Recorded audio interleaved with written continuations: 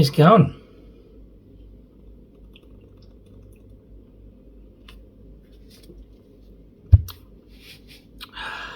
Good.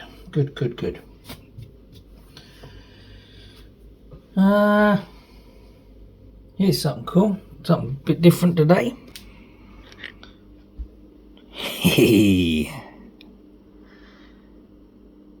Look at that. So this is a little one of those DIY kits. It's a Haze kit from an Australian company, Haze, who do this. This was built by a young fella and his old man. And I'll tell you what, bloody hell, she certainly looks the part. So we're up to the setup stage, which is where I come in. And the finish on that. Huh? Yeah, that's what we're doing today. Fingers crossed it all works out alright for him. Let's do it. Right.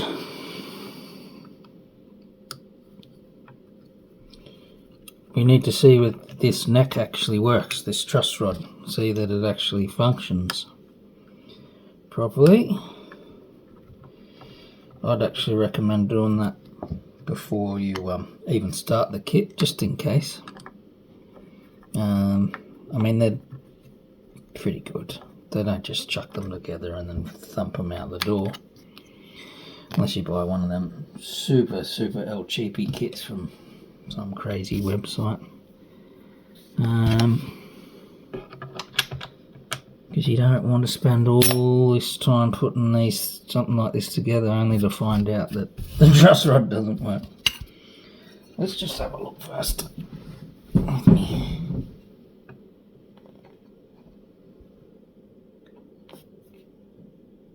Yeah, so there's a little bit of relief there. I don't know where that rod's sitting at the moment, so I'll crank him up. Feels good. That's a big adjustment, but I'm doing that on purpose. Yeah, cool. Alright, well, it works. It's definitely doing something. I'll just do a little bit more, just to see what we've got. Yeah, this is good. Yeah, awesome. Righto, cool. That means we can proceed.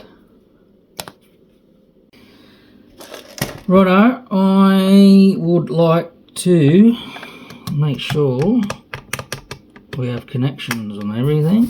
We'll plug it in and see how we go here. Let me turn this bugger off.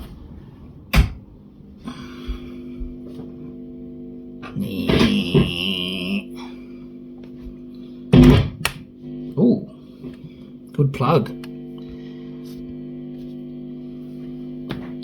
They're PAFs, so they're all PAF designed, so they're probably going to be a bit noisy. Hear that?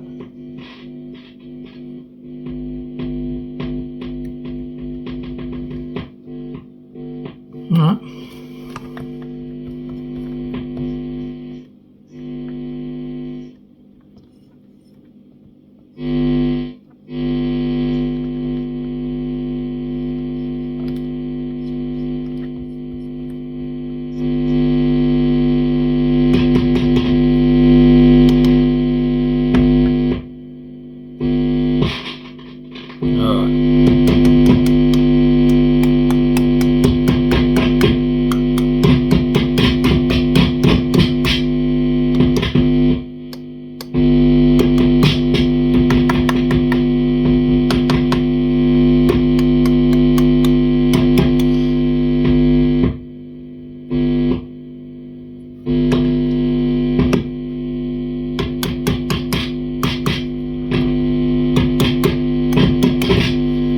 something, but I think that there's a little earth issue that...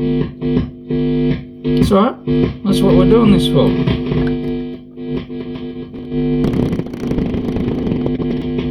Yeah, we'll add it to the list and we'll check that too. Let's do that. Well, we're doing it now, so here we go. I thought I'd start with this, the jack, which is all good. That seems fine. And then when I took this off, it's a solderless kit. So something must not be plugged in the right spot, yeah? Now when they dropped it off, they said that there wasn't much in the way of instructions, and this is what you get. You get a little sheet of QR codes, right? Here we go, electric diagram. So you scan that one to get the diagram that you need, and scan it, and this is what you get. Now I've been on the website, I've had a bit of a Google, and I can't find a diagram as to where you plug everything into what. You know, it's a basic wiring thing, so I'm going to be able to work it out. But well, I'm just cutting it there because I end up just going on a bit of a a bit of a rant, and I just wanted to cut that bit out. But a long story short, here we go.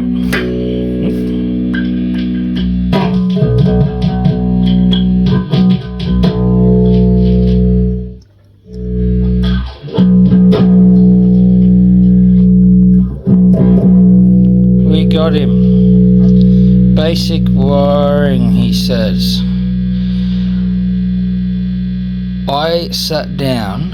Well, it's a solderless kit, so one would only assume there's only one way that could actually go together, yeah? Do you think I could work it out? Do you think I could actually plug everything in a way that actually made sense to me? No matter what I did, I could only get one of these to go, or anyway. So, excuse the mess. I cut all these bastards off. Yes, I said a swear. Thank you, Seymour Duncan. I followed their diagram, and here we go. Wired up like a proper guitar. That just took way longer than it should have, honestly. I wasted too much time trying to fiddle around with a solderless kit with plugs on it. Yeah, look, like I said, I don't want to be too negative, but the fact that didn't work and I've got nothing to go on, I'm happy to put my hand up and say that when it comes to this sort of thing, you know, looking in the back of a guitar and looking at the wiring is probably my weakest point. I can follow that all day long though. That's fine. I can solder fine, I can do all that fine, but when it's all plug and play and you don't have a see, I'm already fired up. Fix it. It's not on there. I looked, I googled. Alright, the other thing too is I probably the reason I've got that on there is because I put one string on and tuned him up a little bit, and that assaulted me. It flew off and assaulted me. I'll glue it on. I just wanted to get this bit done. I thought I may as well show you some of this. There's like 50 million. That's all twisted. I'll sort that out. Don't worry about it. There's like 5 million kilometres of wires in these bloody Explorers because it's such a big freaking guitar. There we go. Up there. All heat shrinked. All soldered. I'm actually pretty keen to... What have I done? Pretty keen to finish it off now, and I want one now. I want an Explorer. Do I want one?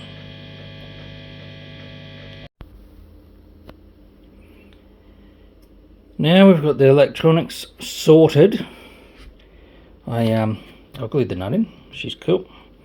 I'll go through each individual fret and give it a little tap just to make sure that they're seated in there right.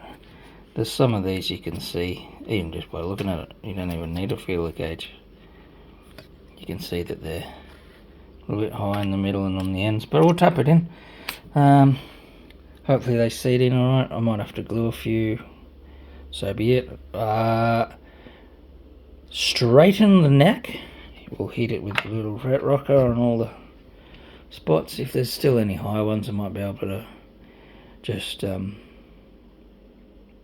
spot level it, or I've got a beam there, so I can just do a well proper job. Let's just see what happens. I'll probably be up there somewhere. I'll clean this bloody mess up first. It's like surgery. There's body parts everywhere.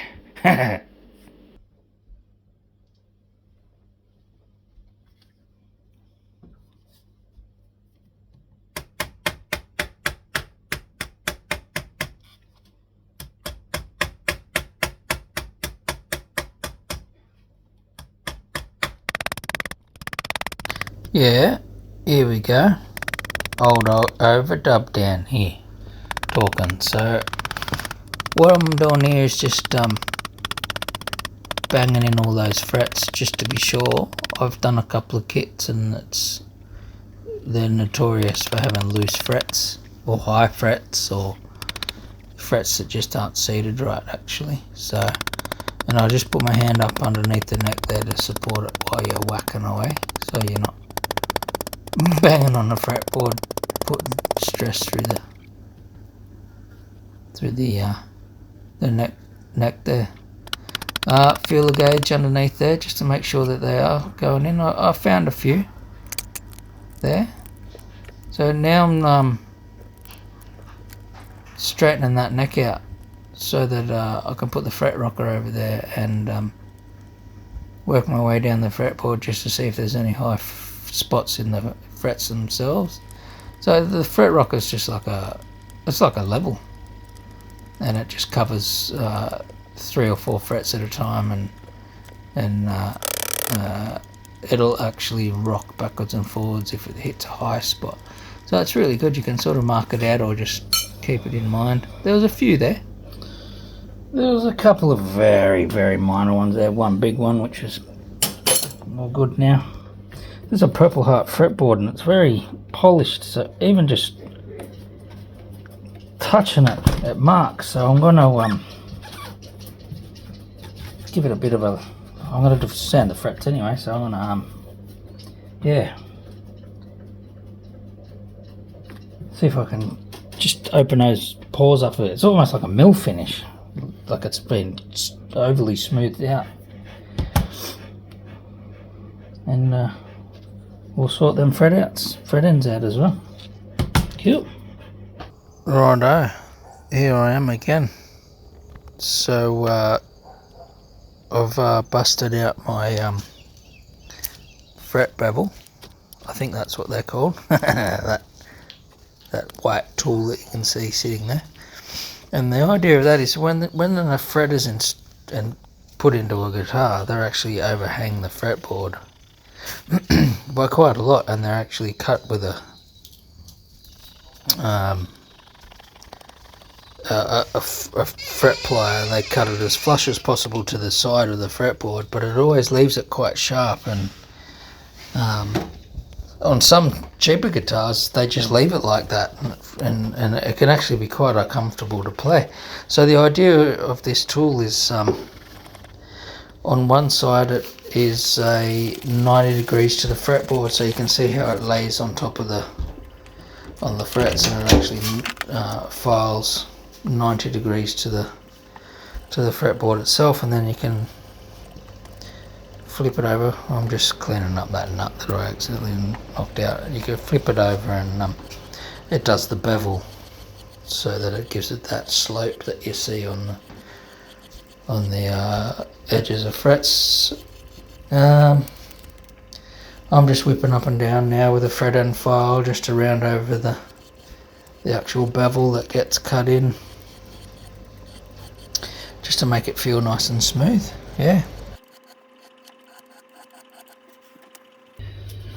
Alright.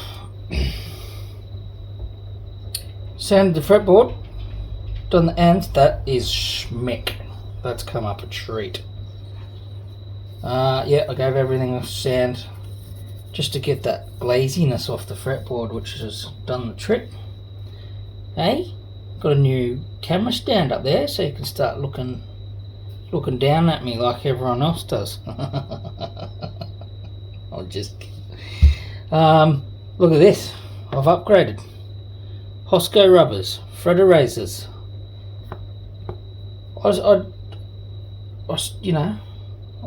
I like taking my time with it. I've said it before because it's just me relaxing, but sometimes when you're 2 days behind getting a guitar done, you yeah. Anyway, cut that out. That's Fred erasers.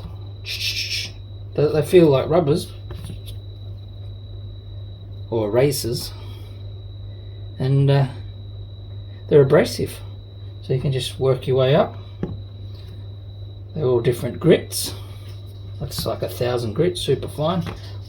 Do one of each right across, and then I'll hit it with the polish anyway. Do that. What else? That's it. I've sort of rolled the edges a little bit, just because they're a bit squared, so I just took that square off as well, which was good because it made it easier. Anyway, let's get back into it, eh?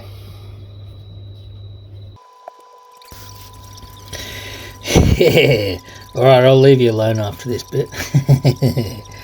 But yeah, these Fred erasers that I got, these Hosco jobs, I've been looking at these for quite some time, and this is actually the first time I've ever 100% legitimately used them, and yeah, I am definitely a fan. These things are insane. These things are so good. I had a little bit of a problem with the blue one. It felt a bit grabby, but yeah, I don't know. I managed to do a decent enough job without it, but I don't know whether it's just how they're made or what. It just felt weird. Anyway, have a look at this. Cool. Now, can we see that? Look at that. And womp womp. Womp womp. Alright, I'm just going to keep going because this just goes for ages. It's fun. Just beers, thinking, shiny. Also, that's going to do for this video. I'll do the setup and strings and setup in the next one. Yeah, I'll keep going. So thank you for everyone who watches right to the end. I've got a Facebook page, Vault35, if you want to check that out. I've been planning on using that a lot more than and an Instagram, Vault35 Guitar Workshop Instagram page, which I've been using a bit more lately. I just suck at social media because I've spent the last year trying to get off it, and I'm going to finish this. Thank you. See yous.